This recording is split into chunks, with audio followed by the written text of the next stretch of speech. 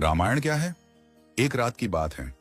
माता कौशल्या जी को सोते में अपने महल की छत पर किसी के चलने की आहट सुनाई दी। नींद खुल गई। पूछा कौन है? मालूम पड़ा श्रुतकीर्ति जी, सबसे छोटी बहू, शत्रुघ्न जी की पत्नी। माता कौशल्या जी ने उन्हें नीचे बुलाया। श्रुतकीर्ति जी आई, चरणों में प्रणाम कर खड़ी रह गईं। माता कौशल्या जी ने पूछा, श्रुति, इतनी रात को अकेली छत पर क्या कर रही हो बेटी?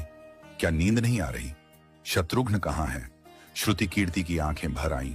मां की छाती से चिपटी, गोद में सिमट गईं।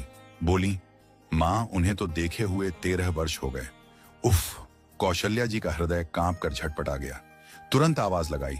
सेवक दौड़े आए। आधी रात ही पालकी तैयार हुई। आज शत्रुघ्न जी की खोज होगी। मां चली। आपको मालूम है शत्रुघ्न जी कहाँ मिले? अयोध्या जी के जिस दरवाजे के बाहर भरत जी नंदीग्राम में तपस्वी होकर रहते हैं, उसी दरवाजे के भीतर एक पत्थर की शिला है। उसी शिला पर अपनी बाह का तकिया बनाकर लेटे मिले।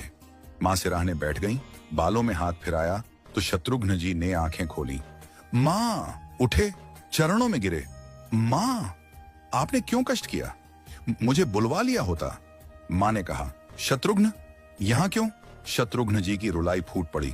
बोले, मां, भैया राम जी पिताजी की आज्ञा से वन चले गए। भैया लक्ष्मण जी उनके पीछे चले गए। भैया भरत जी भी नंदीग्राम में हैं। क्या ये महल, ये रथ, ये राजसी वस्त्र विधाता ने मेरे ही लिए बनाए हैं? माता कौशल्या जी निरुत्तर रह गई। देखो क्या है ये राम कथा। ये भोग की नहीं, त्याग की कथा है। यहां त्याग की ही प्रतियोगिता चल रही है और सभी प्रथम हैं। कोई पीछे नहीं रहा। चारों भाइयों का प्रेम और त्याग एक दूसरे के प्रति अद्भुत, अभिनव और अलौकिक है। रामायण जीवन जीने की सबसे उत्तम शिक्षा देती है। भगवान राम को 14 वर्ष का वनवास हुआ तो उनकी पत्नी सीता मैया ने भी सहर्ष वनवास स्वीकार कर लिया। परंतु बचपन से ही बड़े भाई की सेवा में रहने वाले लक्ष्मण जी कैसे राम जी से दूर हो जाते? माता सुमित्रा से तो उन्होंने आज्ञा ले ली थी वन जाने की।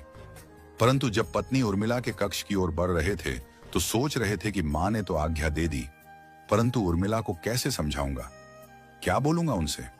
यही सोच विचार करके लक्ष्मण जी जैसे ही अपने कक्ष में पहुंचे तो देखा कि उर्मिला जी आरती का थाल लेके खड़ी थीं और बोली, आप मेरी चिंता छोड़ प्रभु, श्री राम की सेवा में वन को जाओ। मैं आपको नहीं रोकूंगी। मेरे कारण आपकी सेवा में कोई बाधा ना आए, इसलिए साथ जाने की जिद भी नहीं करूंगी। लक्ष्मण जी को कहने में संकोच हो रहा था, परंतु उनके कुछ कहने से पहले ही उर्मिला जी ने उन्हें संकोच से बाहर निकाल दिया। वास्तव में यही पत्नी का धर्म है। पति संकोच में पड़े उससे पहले ही पत्नी उसके मन की